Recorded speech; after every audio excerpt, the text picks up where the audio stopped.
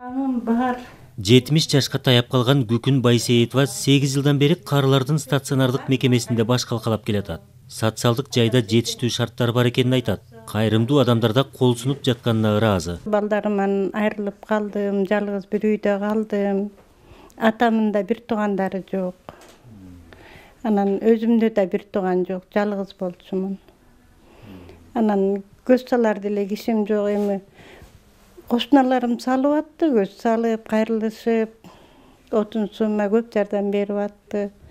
Анын үстүнө мен өзүм 8 жолу жылда операция болуп туруп алдым. Ден соолугум начар, абдан начар. Биякта ушу кыздардын караганынан эле жүрөм. Дарыдан дарыны берет, кыздар жакшы, биякта жакшы карашат. Бул социалдык жай кайрымдуу адамдарды кайдыгер калтырган эмес. Ишкерлери, коомдук уюмдар, ыктыярчылар колун сунуп келатат. Кезектеги жардам катары мекеменин эс алуу бөлмөсү оңдолуп, эмеректер берилди. Бизге кат келгенде келип коюп, комиссия менен келип, фонддун комиссиясы бар.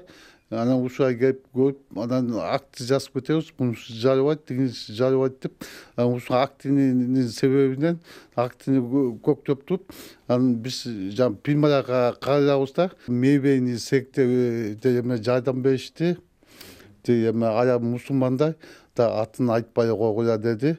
Ушага дагы чоң рахмат, ыраазылык билгизип кетем. Биякта кызмат алуучулар да, кызмат берүүчүлөр да эс алуу комнатасы, комната кичинекей, бирок ошондо да биздин кары ата апаларыбыздын туулган күндөрү болгондо өзүнүн чөйрөсү менен өткөргөндө ушакка келип өткөрүлүп турулат. Ошондой эле биздин кызмат берүүчүлөрүбүз дагы, сотрудниктерибиз дагы ошондой иш чараларын өткөргөнгө жана ошондой эле эки жакта бизге международный проектлер менен да келет, ошол кишилерибизди да ошоктон кабыл алуу бөлмөсү да болуп калат да. Ысык Ата районуна караштуу Төмөнкү Серафимовка айылындагы карылардын социалдык стационардык жайында 300дөн ашуун адам баш калкалап келатат. Калыгул Асанбаев, Бекжан Токтосунов, Ала Тоо 24.